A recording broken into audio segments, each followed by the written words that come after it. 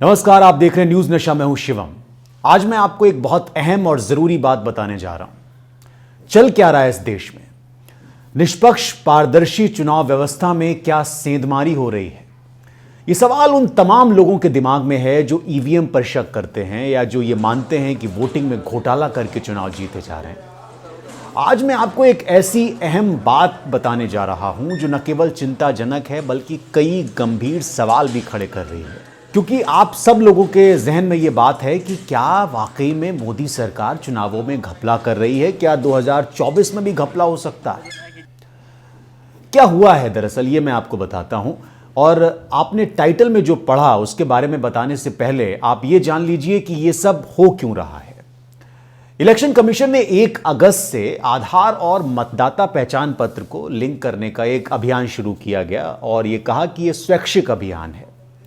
इससे पहले चुनाव आयोग ने मार्च 2015 में आधार नंबर कलेक्ट करने के लिए एक कार्यक्रम शुरू किया था और इस कार्यक्रम का मकसद ये था कि जो फेक वोट डाले जाते हैं उनको रोका जा सके। लेकिन इस साल अगस्त में इसे निलंबित कर दिया गया था जब सुप्रीम कोर्ट ने फैसला सुनाया कि जिन नागरिकों ने अपना आधार नहीं दिया उन्हें उन लाभों से वंचित नहीं किया जा सकता जिन पर उनका अधिकार है। फिर ये पूरा मामला चलता रहा और बात फिर से उस दिशा में बढ़ी जो सरकार चाह रही थी। इसको लेकर हंगामा भी हुआ, सवाल भी खड़े हुए। लेकिन अगस्त में इस अभियान की शुरुआत विधिवत कर दी गई 1 अगस्त से।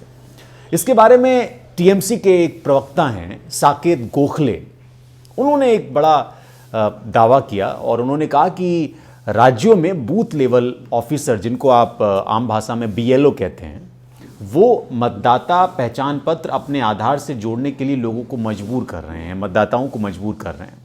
हालांकि इस पर ईसी ने सफाई दी और कहा कि मतदाता पहचान पत्र को आधार से लिंक करने के लिए मतदाताओं को बाध्य नहीं किया जाएगा।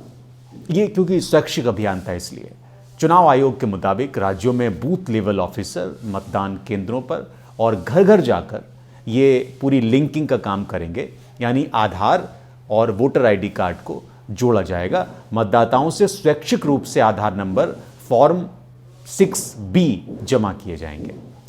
अब ये किया इसलिए जा रहा था क्योंकि आयोग का मानना है कि इससे इलेक्टोरल रोल में डुप्लीकेसी से बचा जा सकेगा और चुनावों में धांधली रोकने से मदद मिलेगी। केंद्र सरकार चुनाव आयोग में संशोधन को लेकर बिल भी लेकर आई थी, इसको रोकने के लिए, आपको याद होगा।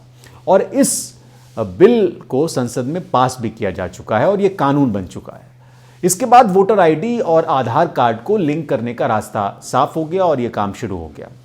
लेकिन साकेत गोखले जैसे कई लोग इस प्रक्रिया पर संदेह जाहिर करते रहे हैं और एक एनजीओ है जिसका नाम है इंटरनेट फ्रीडम फाउंडेशन, वो कहता है कि वोटर कार्ड से आधार लिंक करवाने से कहीं प्राइवेट जानकारी पब्लिक तो नहीं हो जाएगी, ये एक बड़ी चिंता है। और अगर ये नहीं कराया गया तो क्या वोट डालने नहीं दिया जाएगा?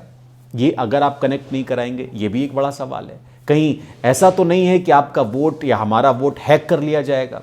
आपके मन में ऐसे कई सवाल उठ रहे होंगे क्योंकि वोटर कार्ड से आधार लिंक करवाने को लेकर चुनाव आयोग जितना तेज प्रचार कर रहा है उतनी ही तेजी से लोगों के मन में सवाल भी खड़े हो रहे हैं। एक अखबार है इंडियन एक्सप्रेस, उसने आरटीआई लगाई और यह जानने की कोशिश की कि आखिर इस डेटा या प्रक्रिया का अपडेट क्या है।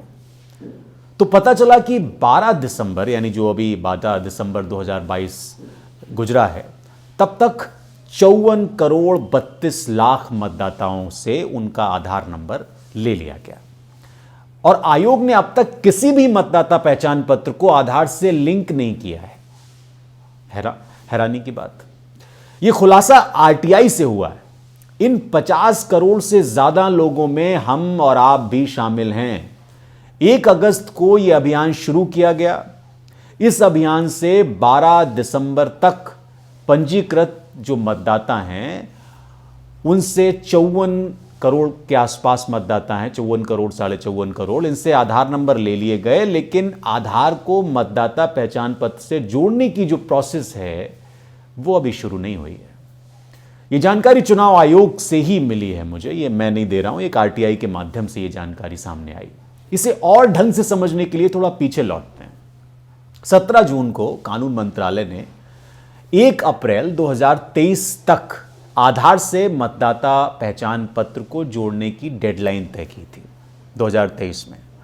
और दिसंबर से पहले हफ्ते में चुनाव आयोग ने कहा कि उसने 95 करोड़ जो कि कुल मतदाता हैं उसमें से लगभग 50% लोगों को आधार को मतदाता पहचान पत्र से स्वेच्छा से जोड़ दिया है।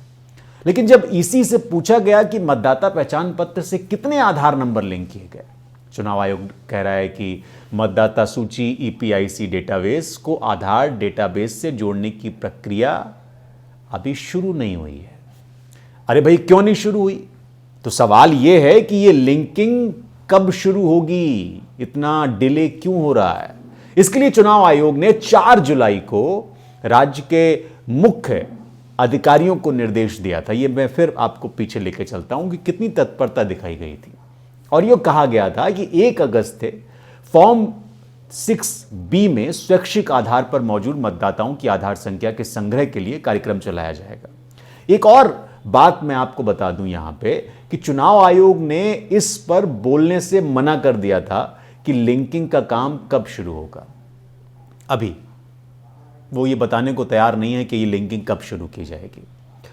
अगर ये 1 अप्रैल 2023 के बाद शुरू होगी तो तब तक जो डेटा कलेक्ट किया गया है उसको कैसे संग्रहित किया जाएगा, कहां रखा जाएगा?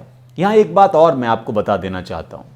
लोकसभा में सांसद रितेश पांडे, प्रद्युत बोरदोलोई और सैयद इम्तियाज जलील के एक सवाल का जवाब देते हुए कानून मंत्री किरेन रिजिजू ने यह तो स्पष्ट किया है कि आधार और मतदाता पहचान पत्र को लिंक न करने पर किसी भी मतदाता को सूची से हटाया नहीं जाएगा।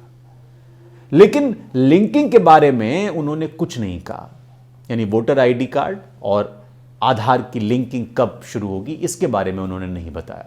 मंत्री ने एक लिखित जवाब में बताया कि आधार संख्या को आधार डेटा वॉल्ट नाम के एक कोष में कलेक्ट किया गया है जो कि आधार अधिनियम 2016 पर आधारित है। उनके जवाब में यह भी कहा गया था कि चुनाव आयोग आधार संख्या को यानी आधार नंबर को अपने डेटाबेस में जमा नहीं करता। आधार नंबर का इस्तेमाल सिर्फ प्रमाणीकरण के लिए किया जाता है। लेकिन हो क्या रहा है यह आपको पता चल गया होगा। इतना बड़ा खेल चल रहा है अंदर खाने, और आम आदमी यह सोच रहा होगा कि आखिर यह क्यों चल रहा है, अब यह सब क्यों किया जा रहा है। दरअसल वोटर आईडी कार्ड को आधार से लिंक करने वाला चुनाव कानून संशोधन बिल 2021 को राज्यसभा में पास होने के बाद 20 दिसंबर को लोकसभा और 21 दिसंबर को राज्यसभा में पास हो गया था पिछले साल। और सरकार का तर्क इसके पीछे यह था कि इससे चुनाव प्रक्रिया में सुधार आएगा और पारदर्शिता रहेगी। अच्छी बात है, होनी चाहिए पारदर्शिता, ट्रांसपेरेंसी बहुत जरूरी है, हर चीज में ट्रांसपेरेंसी जरूरी है। और इसके लिए यह बिल जरूरी बताया गया। फेक वोटर्स को रोकेगा, वोट रद्द करने में मदद मिलेगी, क्योंकि एक ही आदमी अलग अलग जगह पर वोट डालता है, अलग अलग जिलों में, अलग अलग राज्यों में वोट डालता है। और इस बिल से डुप्लीकेसी रोकने की बात की गई और ये कहा गया कि एक ही व्यक्ति के नाम पर अलग अलग जगहों पर बने कई वोटर आईडी से कई तरह के क्राइम होते हैं जो इस प्रक्रिया से खत्म हो जाएंगे एक बार आधार के वोटर लिस्ट से लिंक होने के बाद।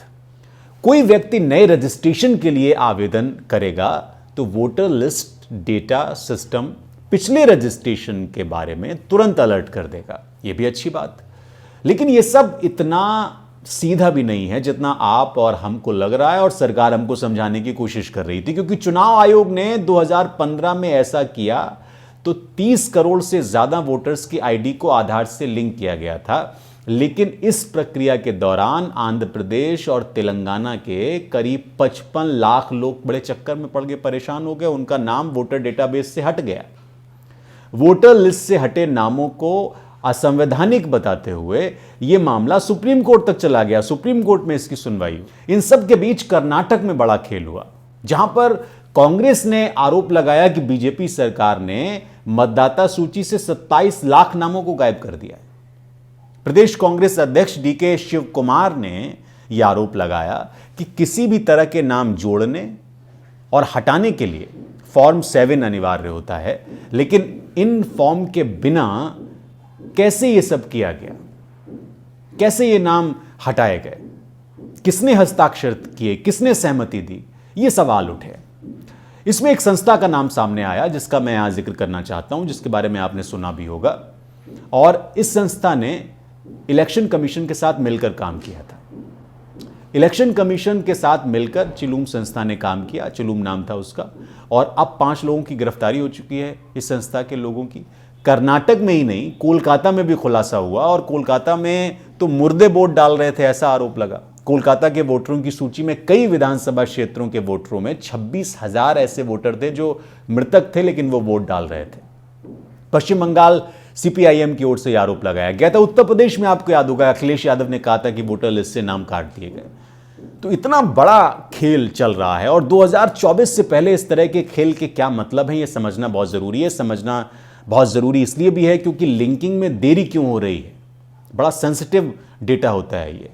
तो ये आप जरूर कमेंट करके बताइए कि इसके पीछे क्या आपको लग रहा है। और आप हमसे जुड़े रहने के लिए सब्सक्राइब करें YouTube पर, फॉलो करें Twitter पर और लाइक करें Facebook पर।